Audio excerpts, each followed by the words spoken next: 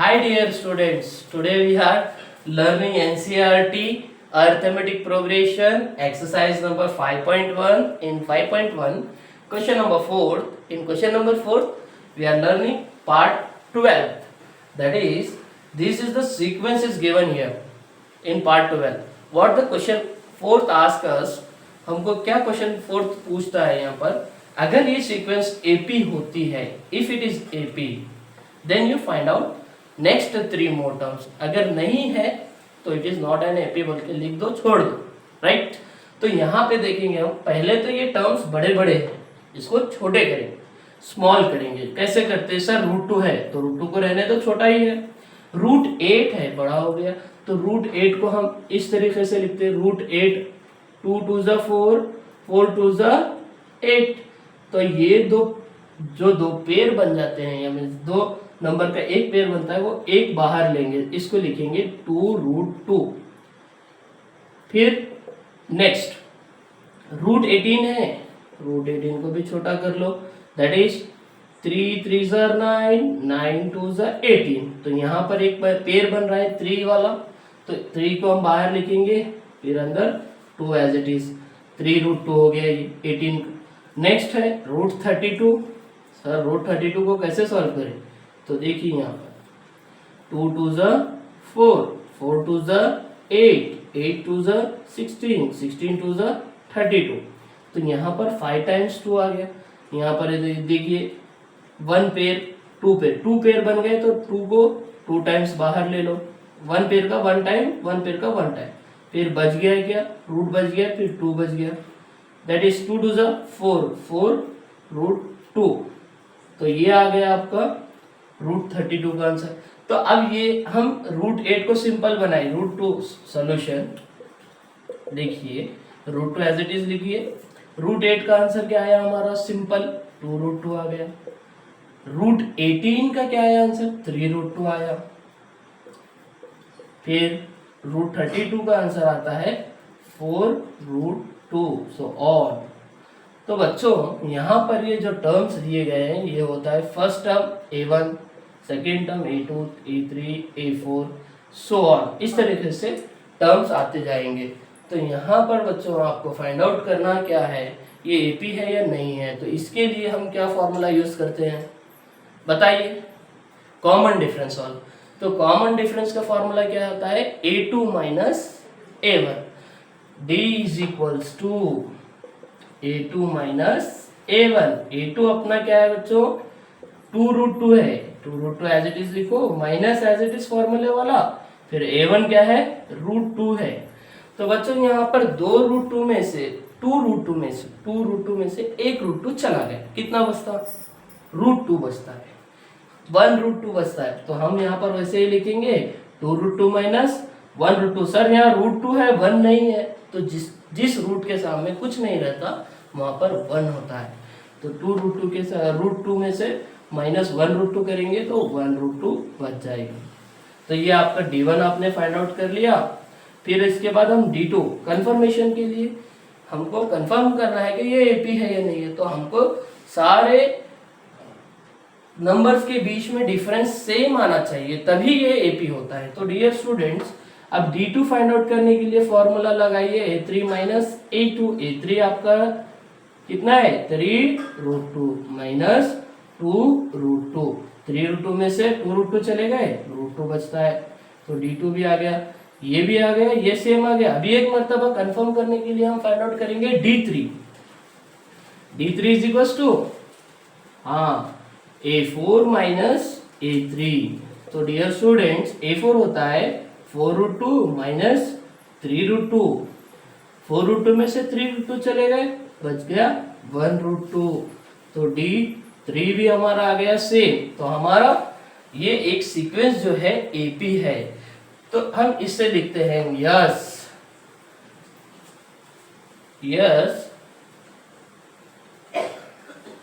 It is N AP. Why? D1 is equals to D2, D2 is equals to D3. So it is an AP. अब ये AP है तो हमको बताया गया है कि नेक्स्ट 3 टर्म्स एपी रहा तो नहीं रहा तो छोड़ देना है। तो अब हम नेक्स्ट 3 टर्म्स फाइंड आउट करेंगे। यहाँ पे 3 टर्म्स फाइंड आउट करने के लिए बच्चों हमको जनरल फॉर्म यूज करना होगा। जनरल फॉर्म क्या होता है, देखिए यहाँ पर डी तो हमारा √2 आ गया, इसको एज इट इज लिख लो। यहाँ पर आपको ए भी पता है, क्या ए √2 है। यही 2 का इस्तेमाल होगा हमारे जनरल फॉर्म में।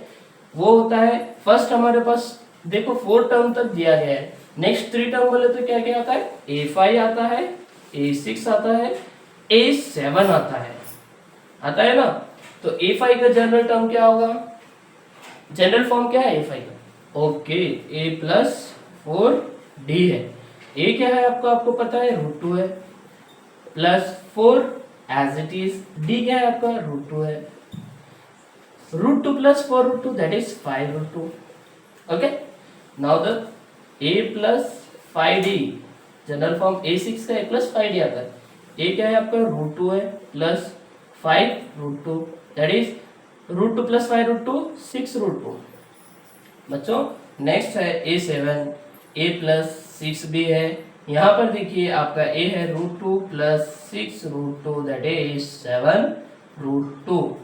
बच्चों अब हमारा आंसर ये सिंपल वे में जैसे कि हमने ये सीक्वेंस को सिंप्लीफाई करके निकाला था, इस सिंप्लीफाई सीक्वेंस के जैसे आंसर आ गया। अब हमको जैसा क्वेश्चन पूछा गया है, जैसे क्वेश्चन पूछा गया उसी टर्म में हमको लिखना है, तो हम इसको भी सॉल्व करेंगे। 5√2 है तो इसको 5 को अगर हम रूट के अंदर ले जाएंगे तो 2 टाइम्स लिखना, 5 × 5 × 2 दैट इज 5 5 = 25, 25 2 = 50 दैट इज √50। तो हमारा यहाँ पर जो टर्म आता है A5 √50 आएगा।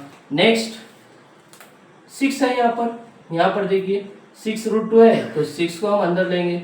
देखो √6 × 6 × 2, 6 6 = 36, 36 2 = 2, 6 = 12, carry 1, 3 2 = 6, plus 1 72 that is √72। अब हमारा A6 क्या आया, that is √72।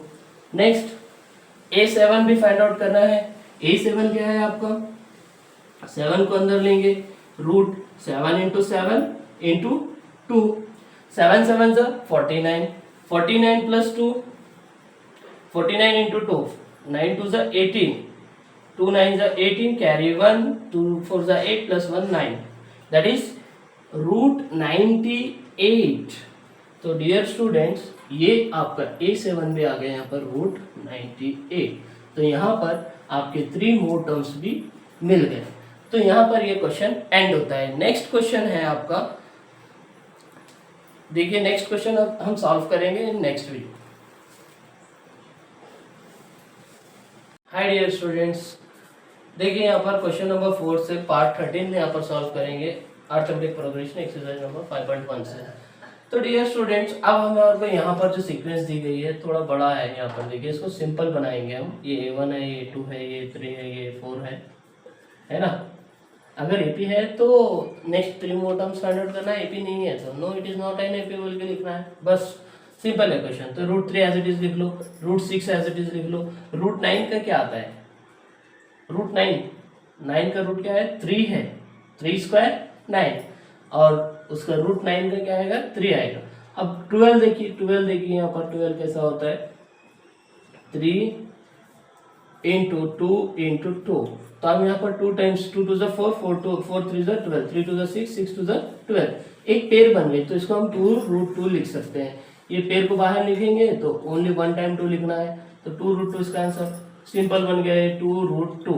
तो बच्चों अब हमको यहाँ पर फाइंड आउट करना है ये AP है या नहीं है। तो उसके लिए कॉमन डिफरेंस लेना है, D = A2 - A1। A2 क्या है आपका √3 है। यहाँ पर देखिए A1 A2 A3 A4। So dear student √3 है माइनस A1 क्या है आपका, अच्छा A2 है आपका √6, A1 है आपका √3। अब ये दोनों भी क्या है, यहाँ 6 है यहाँ पे 3 है। It is unlike term, Eno minus नहीं होते, अनलाइक टर्म है, अनलाइक टर्म। फिर देखेंगे दूसरा निकाल के देखेंगे, D1 हो गया D2 देखो A3 माइनस A2, A3 क्या है √9, √9 माइनस √6, ये भी क्या है unlike term.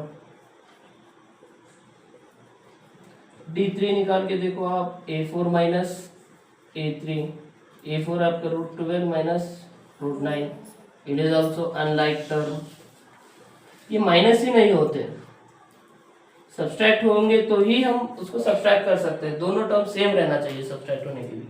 It is unlike term, so हम इसको क्या कहेंगे, there is D1 is not equals to D2, D2 is not equals to D3, therefore no, it is not an AP. Okay dear students, next question। अब इसके बाद वाला जो question है पार्ट 14 है, वो part as you know dear students, arithmetic progression से हमने क्वेश्चन नंबर 4 में पार्ट 14 सॉल्व करेंगे। यहाँ पर पार्ट 14 में देखिए 1 square 3 square 5 square 7 square so on दिया गया है। तो बच्चों यहाँ पर देखिए इसको सिंपली हम सॉल्व कर लेंगे। पहले सिंपल देखिए 1 स्क्वायर क्या आएगा 1 आएगा, 3 स्क्वायर 9 आएगा, 5 स्क्वायर 25 आएगा, 7 स्क्वायर 7 स्क्वायर क्या आएगा 49 आएगा, सो ऑन। तो हम यहाँ पर डिफरेंस तो सेम नहीं है, 1 से इसके बीच में कितना डिफरेंस है 8 नंबर्स का डिफरेंस है, फिर 9 से 25 में कितना डिफरेंस है, shall we check by using the formula that is common difference formula, D is equals to A2 minus A1।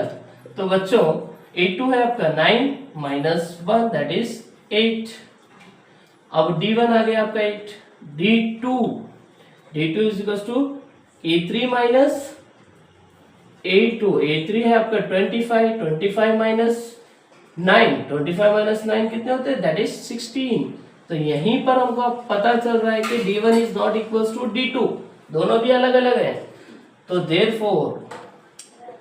therefore no, it is not an AP, not an AP। okay next arithmetic progression से question number 4 में यहाँ पर part 15 हम solve करेंगे। Part 15 में भी वही कहा गया है, अगर एपी होता है तो yes it is an AP लिखो और next 3 more terms find out करो। अगर एपी नहीं है बच्चों तो क्या लिखेंगे, no it is not an AP लिखेंगे और छोड़ देंगे।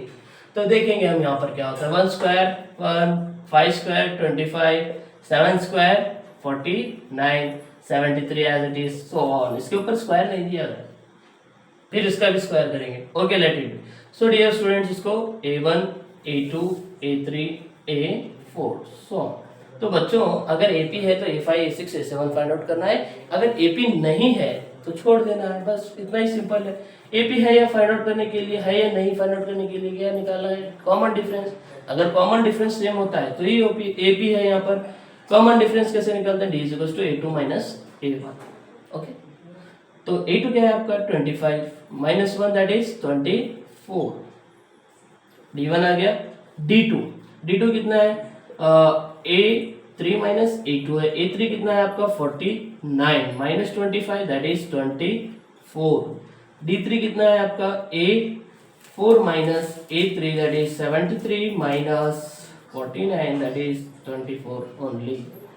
तो बच्चों D1 D2 D3 सेम आ गया, तो हम क्या लिखेंगे, therefore yes it is N AP। अब ये AP है, AP रहा तो क्या फाइंड आउट करना है हमको, common difference, next 3 more terms find out करना है। तो हमारा यहाँ पर D तो आ गया, D क्या आ गया 24 आ गया, लिख लेंगे as it is, D is equals to 24। अब हमको next 3 more terms find out करना है, A6 A7 A5 A6 A7। तो A5 is equals to A plus 4D is equals to A कितना है आपका 1 है, 1 plus 4 as it is, D कितना है 24 है that is 1 plus 4 into 24 into 4, 4 4 जा 16 कैरी 1 4 2 8 प्लस 1 9 96 प्लस 1 97, ये आ गया। Next A6 A plus 5D। तो डियर स्टूडेंट्स A होता है 1 प्लस 5 इंटू D is 24. अब यहाँ पर 5 से मल्टीप्लाई कर लो, 5 5 4 जो 20, 0 to carry 5 to the 10 plus 2 12 120, that is 1 plus 120 is equals to 121. अब a plus a7 find out करना है, a7 is equals to a plus 6d 6d. So dear students, a है 1 plus 6 into d is 24. तो dear students यहाँ पर 6 से multiply कर लो, 6 4 जो 24, 2 कैरी 6 2 जो 12 plus 2 14 144 is equals to 1 plus 144, that is a7 is equals to 145. ये आपका a6 है, a7 है, ये a6 है, ये आपका a5 इज इक्वल्स टू, अब यहाँ पर देखिए a5 कितना आ गया आपका 97, a6 कितना आ गया 121, a7 कितना आ गया that is 145. Look at it. Okay, this question is solved. Here your exercise is completed. So please do like, subscribe and share my channel for next videos.